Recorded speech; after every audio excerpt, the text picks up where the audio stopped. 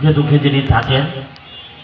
বর্তমানে ফরিদপুরের 9টা উপজেলা 6টা পৌরসভা থেকে যিনি নির্বাচিত হয়ে এসেছেন, জেলা পরিষদের চেয়ারম্যান জনাব শাহাদাত হোসেন শাহাদাত ভাই।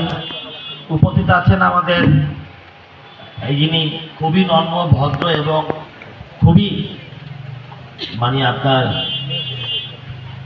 যার যোগ্যতা ইতিমধ্যে তিনি প্রমাণ করেছেন, আমাদের ভাঙ্গার এবং Sadarpur additional SP circle Sadarpur এবং ভাঙ্গা থানা। উপস্থিত আছেন আমাদের আপনাদের ভোটে নির্বাচিত উপজেলা চেয়ারম্যান যিনি 5 বছর আপনাদের সাথে কাজ করেছেন, আমাদের হাবিব ভাই।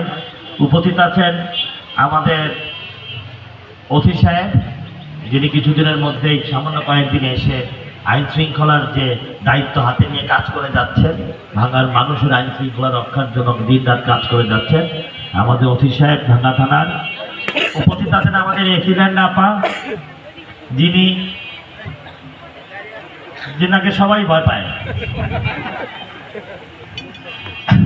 যিনি তার কাজের কোনো সুপারিশ এবং কোনো কিছু না, যেটা একদম প্রাপ্য এবং যোগ্য সেই কাজটাই করে থাকেন। আমি নিজেও একটু ভয় পাই।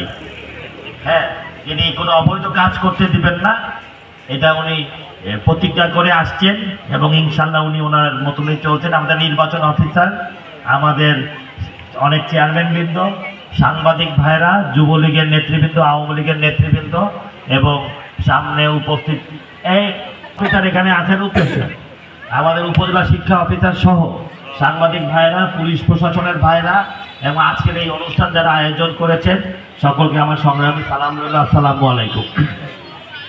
আমি 10 বছর ভাঙ্গা সদরপুর চরবতসন উপজেলার সাথে কাজ করে যাচ্ছি।